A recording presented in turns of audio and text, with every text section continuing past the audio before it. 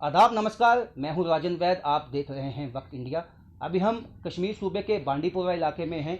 ये इलाका वो इलाका है जहां सबसे पहले इसको रेड जोन घोषित किया गया था। कोविड-19 के हवाले से सबसे ज़्यादा जो केस थे यहाँ पे थे, लेकिन इसके बाद एक तब्दीली आई और यहाँ के प्रशासन ने जो काम करके दिखाया है वो एक काबिल मिसाल बन चुका है, क्योंकि उसके बाद यहाँ पे ना बल्कि इसको ऑरेंज जोन में लाया गया। अब काफ़ी जो केस हैं वो कम हो चुके हैं और टेस्टिंग की जो फैसिलिटीज़ हैं वो भी इसमें ज़्यादा से ज़्यादा की गई हैं, जिससे अच्छे परिणाम जो हैं आए हैं। हमारे साथ आज नोडल ऑफिसर हैं जो कोविड-19 के हवाले से हमें जानकारी देंगे, रियाज अहमद बेग साहब। सर, स्वागत है आपका वक्त इंडिया में। सर, कैसे ये शिफ्ट हुआ, जिस तरह से एक तरह से अलार्मिंग स्टेज पे पहुंच चुका था, रेड जोन इसको घोषित किया गया था, क्या स्टेप उठाए गए जिसके बाद ये अब ऑरेंज जोन में आ चुका है और अभी भी केसेस में जो है अब वो गिरावट देखी गई है? ये जो जर्नी हमारी स्टार्ट हुई, जो पहले हमारे केसेस स्टार्ट हुए आना, वो मार्च से हुए। तो हम पहले से ही तैयार थे। जो हमारी क्वारंटाइन फैसिलिटीज़ थी उनको हमने ऑलरेडी बढ़ाया हुआ था। उसकी ज़मन में हमारे पास जो पहला एरिया जो ज़्यादा इन्फेक्टेड था, दैट वाज हाजन में हमारे काफ़ी केसेस आए। और जो उसमें कुछ एरियाज़ नाइद खाई, उसके बाद गुंड जहांगीर, उसके बाद हाकबरा, ये काफ़ी एरियाज़ थे जो इन्फेक्टेड हुए। तो हमारा बेसिकली क्या रहा, coordination health department, civil administration और उस रेवेन्यू, उसके अलावा पुलिस का काफ़ी क्लोज़ कोऑर्डिनेशन रहा। और इस ज़मन में जो हमने जो एग्रेसिव कंटैक्ट ट्रेसिंग की, जो भी इनके कंटैक्ट्स थे, और उसके अलावा जो हमारी टेस्टिंग थी उसको हमने फ्रॉम डे वन काफ़ी बढ़ाया हुआ था as compared to other districts. और बांडीपोरा पहले से ही एक हॉट जोन रहा। तो जैसे कि आपको मालूम होगा कि दैट हमारा हाजन area that was known as Wuhan of Kashmir जी। तो शुक्र है अल्लाह ताला का, और जो लोगों ने हमारे साथ कोऑर्डिनेशन किया, लोगों का काफ़ी ज़बरदस्त ताउन रहा है इसमें।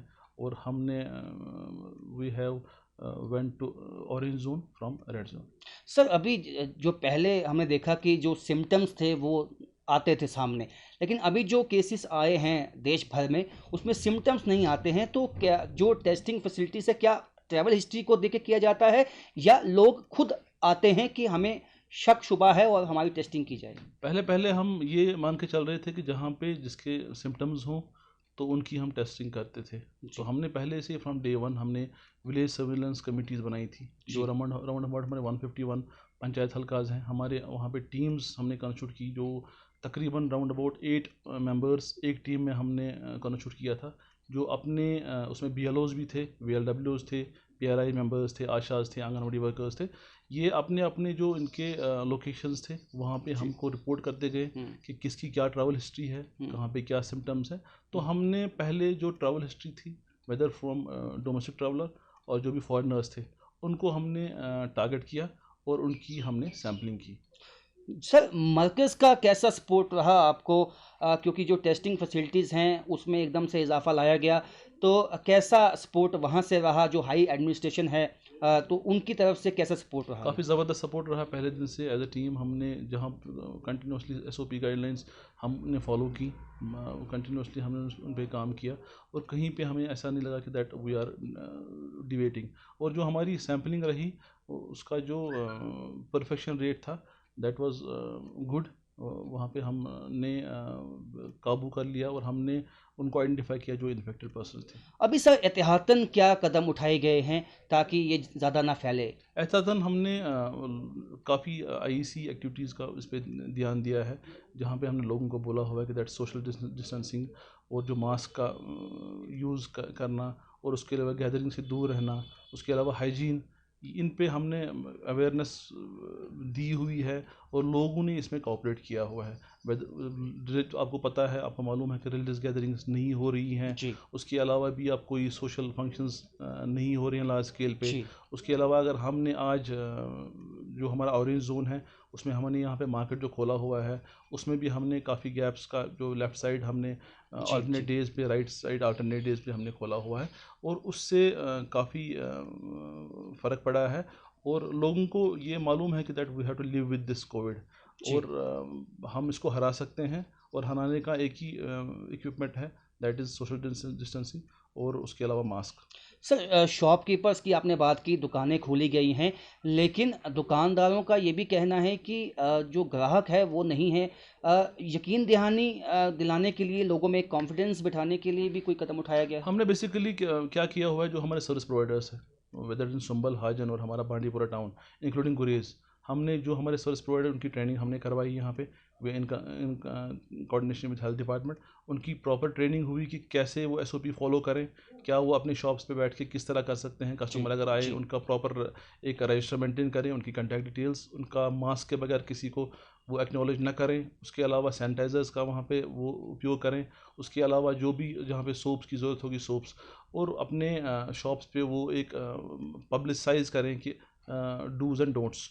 तो इसमें हम हमारा तकरीबन 90% जो हमारे सर्विस प्रोवाइडर्स हैं उनकी ट्रेनिंग हुई है। उसके अलावा जो हमारे सर्विस प्रोवाइडर्स हैं उनकी हमने प्रॉपर सैम्पलिंग और प्रॉपर टेस्टिंग की है। तो उससे जो भी नेगेटिव पाया गया है उसको हमने अलाउ किया है कि that he will be allowed to open the shops.